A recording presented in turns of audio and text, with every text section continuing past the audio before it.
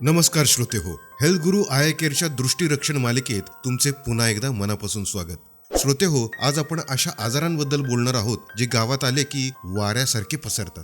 उन्हाळा संपला आणि पावसाळा सुरू झाला की गावागावात डोळे येण्याची साथ येते. पण घाबरू नका, तुमच्या एका साध्या सल्ल्याने आणि जागरूकतेने तुम्ही पूर्ण गावाला संसर्गापासून वाचवू शकता. आज आपण पाहणार आहोत 3 प्रमुख आजार.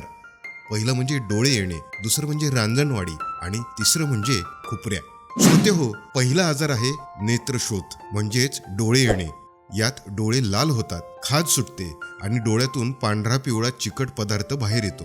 हा आजार एका माणसाकडून दुसऱ्याला खूप वेगाने होतो. जसं की रुग्णाने वापरलेला रुमाल, टॉवेल, उशी दुसऱ्याने वापरली तर.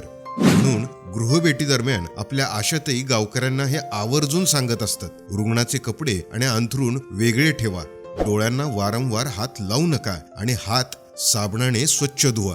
आणि सर्वात महत्वाचं, डोळ्यात मध, तूप, गुलाब पाणी किंवा कांद्याचा अर्क अजिबात टाकू नका.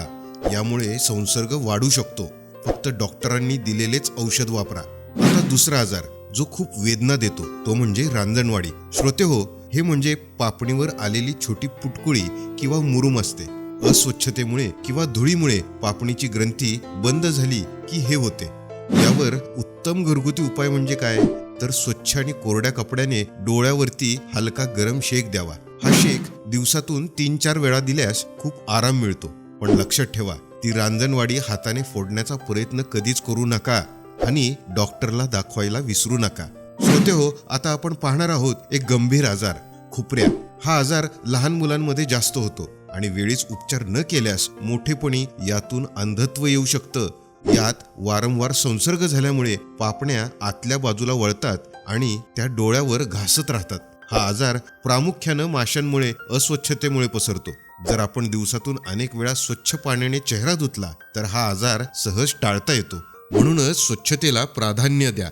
श्रोते हो, या आजारांना रोखण्यासाठी आपल्या आशाताई सतत मेहनत घेत असतात. पण त्यांचं खरं शस्त्र काय आहे? स्वच्छता.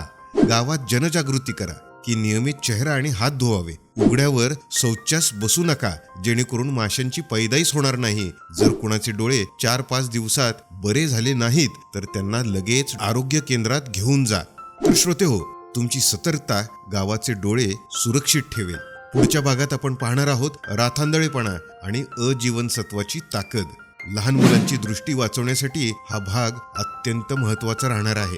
जर ही माहिती उपयुक्त वाटली असेल तर व्हिडिओला लाईक करा आणि चॅनलला सबस्क्राईब करा.